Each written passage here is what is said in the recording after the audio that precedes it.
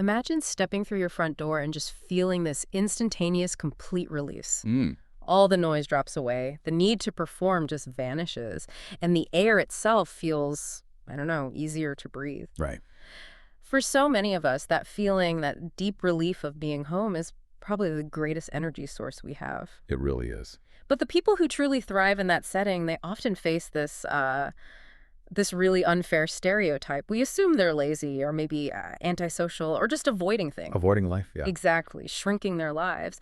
But what if that's completely backward? What if they're actually doing some of the most important psychological work there is? Finally connecting with an inner depth that the busy world just doesn't allow for. hmm So today, we're doing a deep dive into the psychology behind people who genuinely thrive by staying home. Our mission here is to explore the specific inner design that's behind this preference and to ask a central question.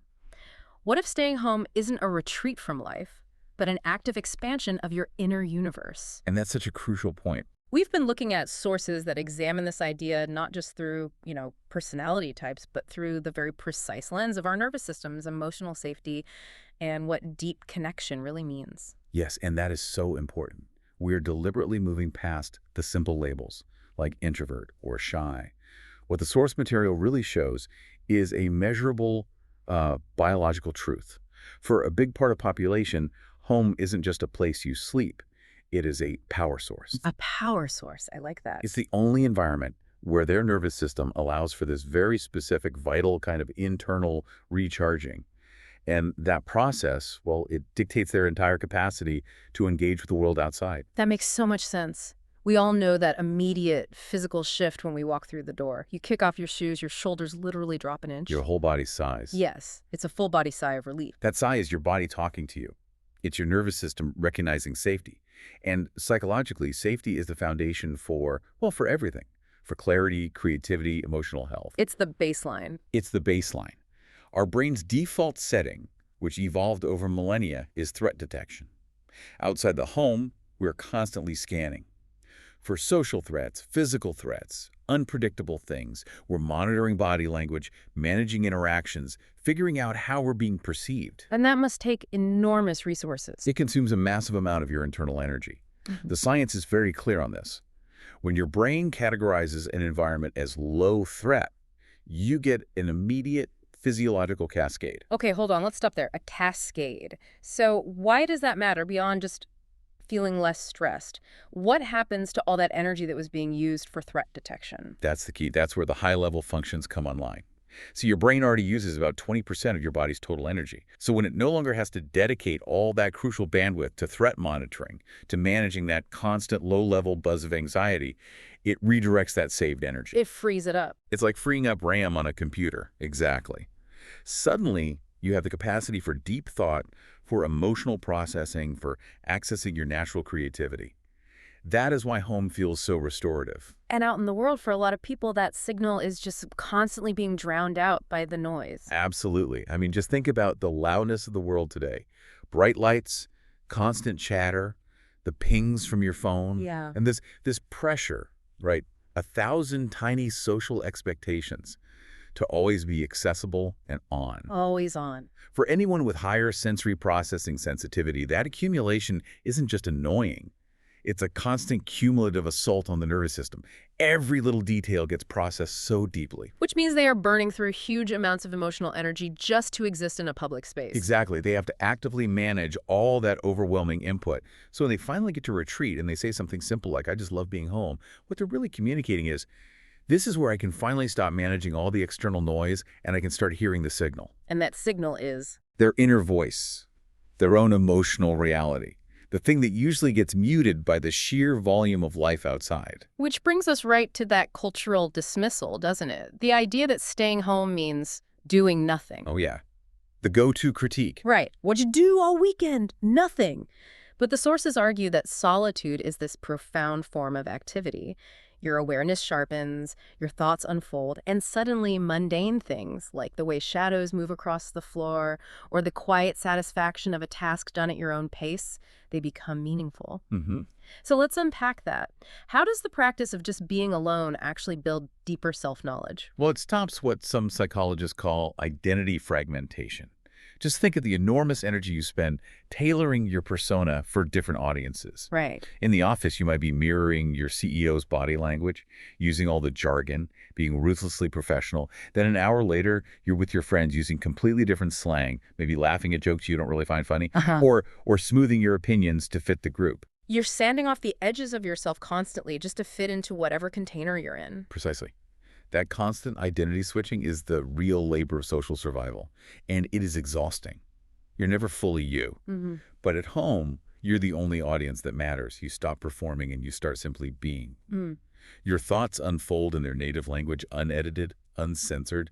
You feel what you actually feel, not what you think you're supposed to feel. So that practice, that unfiltered existence. That is how self-knowledge is built. Yeah. You learn your true preferences, your real emotional baseline, and what genuinely makes you tick instead of what society tells you should. But okay, hold on. If staying home is so great, why do therapists always seem to be telling people they need to get out more? For social stimulation. Isn't there a risk that all this solitude makes people, I don't know, brittle or socially awkward? That is a crucial distinction. We are talking about choosing solitude, not enforced isolation. The people who thrive at home are often highly discerning. They don't reject people, they reject performance. In fact, what the sources show is this paradox of connection. They actually crave deeper relationships, not more of them. They seek connection where what we might call comfortable silence is possible. Where you can just be with someone. Exactly, where you value presence over performance. The kind of relationship where you can sit with someone for an hour, say maybe 2 sentences, and both of you feel completely connected because the quality of that shared space is so high. And that only becomes possible when you've mastered being with yourself first. We absolutely have to address the elephant in the room that society constantly projects onto the homebody. Loneliness. We must. Loneliness is one of the most misunderstood concepts in modern life. It's not the state of being alone, it is the feeling of deep emotional disconnection. You could feel it in a crowd. You can feel profoundly lonely in a room packed with people who don't truly see you. For those who thrive at home, being alone doesn't equal loneliness, it equals peace. Or, to use a stronger term, it's intimacy with your own soul. That sounds like a pretty big psychological milestone to reach. It is. This shift from constantly seeking external validation, that quick hit of dopamine from a compliment or from being accepted, to finding internal stability, that slow, steady piece of self-acceptance. It is one of the most profoundly liberating psychological transitions you can make. It sounds like it takes courage. It requires a tremendous amount of emotional maturity and courage to just sit with yourself and trust that you are enough, without needing the outside world to confirm your value for you. That focus on internal stability, that really connects directly to emotional sensitivity, doesn't it? It seems to be a major driver for loving home. Many people who feel depleted by the outside world are just deeply empathic. They don't just notice the energy in a room, they absorb it. And what's fascinating here is that the world becomes exhausting for them, not because they're indifferent or lazy, but because they care too much. They're emotional sponges. They walk into a meeting and can feel the unspoken tension between two people before anyone even opens their mouth. They listen to a friend's problem, and they genuinely carry that sadness home with them. And they're probably not even aware they're doing it. Often subconsciously, yes. They spend all day acting as a mirror for everyone else, reflecting and managing not just their own emotional state, but all the reflected emotions bouncing off of them. So when they finally get home and close that door, they aren't escaping life. They're performing a kind of necessary emotional triage. Precisely. Home serves as an emotional airlock, or a safe container. Think of an astronaut coming back from space. They need that chamber to equalize the pressure slowly. For the deeply empathic person, home is where they stop being a mirror for everyone else and finally start being a window to themselves. They get to drop that guard. They finally get to drop that heavy, invisible emotional guard they didn't even realize they were holding up all day. I know that feeling so well. That moment you realize you can mute the phone, take off your work smile, and just look ridiculous if you want to. That's the unfiltered self making its comeback. Yeah. And this need for safety, it also sheds light on another concept that gets misinterpreted all the time. Routine. Oh, routine gets such a bad rap. It really does. Our culture treats routine like the enemy of fun and spontaneity.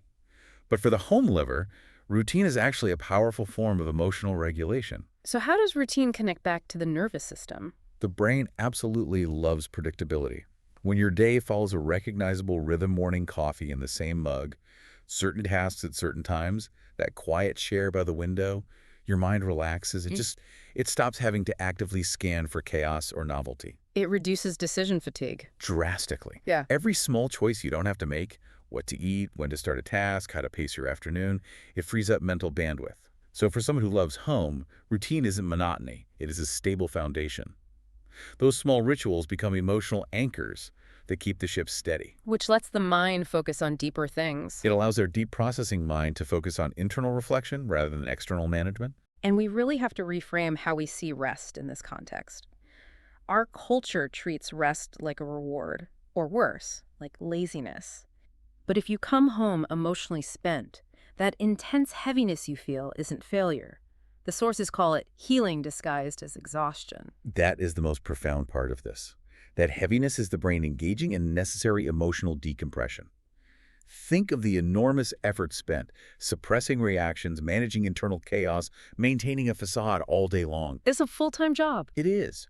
The second you walk through that door and the guard drops, all those unexpressed feelings, all that absorbed energy, it rises to the surface. You're not just tired from your own tasks, but from everyone's emotional weather system you had to navigate. Right. So when you retreat and allow that quiet decompression, that feeling of just wanting to do nothing, you are actively restoring your psychological capacity. That rhythm of engagement and necessary retreat is fundamental to being able to engage with the world calmly and clearly the next day. Okay, so if the nervous system is safe, and the self-knowledge is established, and your capacity is restored through routine and rest, that brings us to the final stage. What happens when that foundation is completely stable? How does that stillness actually generate meaning? This is where the magic really begins. Once the nervous system is truly safe, the brain transitions from processing survival to processing meaning.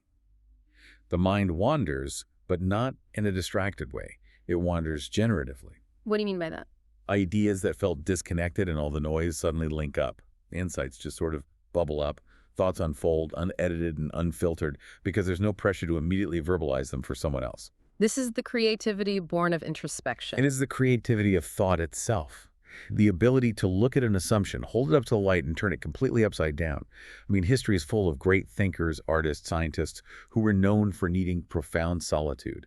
They didn't dislike people. They just understood that truly wrestling with complex ideas requires a soundproof room for the mind. And what does this look like in later life? For older adults? The sources really highlight that this internal work just gains momentum over time. For older adults, that combination of space, time, and a lifetime of accumulated experience, it creates this incredibly fertile ground. It can become a season of generative bloom writing memoirs, finally mastering a hobby, or just synthesizing decades of life into wisdom. And none of that deep meaning-making happens when the phone is ringing off the hook. Not a chance. It requires the quiet of their internal sanctuary. So ultimately what we're really looking at are two different but equally valid psychological operating systems. You have those who are energized by external stimulation, the explorers who thrive on novelty and crowds and constant motion. And then you have those who are energized by internal reflection, the observers, who thrive on peace and patterns and meaning. And neither one is superior. Not at all. They're just attuned to different frequencies. And the world absolutely requires both perspectives to function. And the quiet ones, the thinkers and observers who prioritize home, they're essential because they're the ones translating the chaos. Exactly. They use the unique perspective they gain from stillness to translate chaos into clarity for the rest of us, to turn the noise of events into a coherent narrative. Loving home isn't a sign of withdrawal. It's a choice born from wisdom and deep self-knowledge. And eventually, that love of home transcends a physical location. Home becomes a state of being. An internal sanctuary. An internal psychological sanctuary that they can carry with them everywhere they go. That idea that home becomes a psychological state, that feels like the core synthesis here. What we found in these sources suggests that solitude strengthens your emotional intelligence. Quiet fosters deep creativity, routine provides stability, and rest is not a luxury, it's essential healing. The most important relationship you will ever have, the one with yourself, it absolutely requires time and solitude to be developed properly. It does. And the most liberating shift of all seems to be this. When you successfully build that internal sanctuary, you stop needing external conditions. The perfect party, the right job, the perfect partner, to feel whole. You can step out into the world and engage without fragmenting. You can participate in the chaos without being consumed by it. And just think about your biggest realizations, those profound aha moments of sudden clarity in your life. I am willing to bet they rarely happen during a crowded meeting or a noisy commute. No, never. They happen when you are alone, in the shower, late at night, on a quiet walk. The hidden power of staying home is that it gives your mind the silence it needs to speak clearly. When you are truly at peace with yourself, you stop demanding that the world make you complete. You become someone who doesn't add to the noise, but who carries stillness like a gift wherever they go.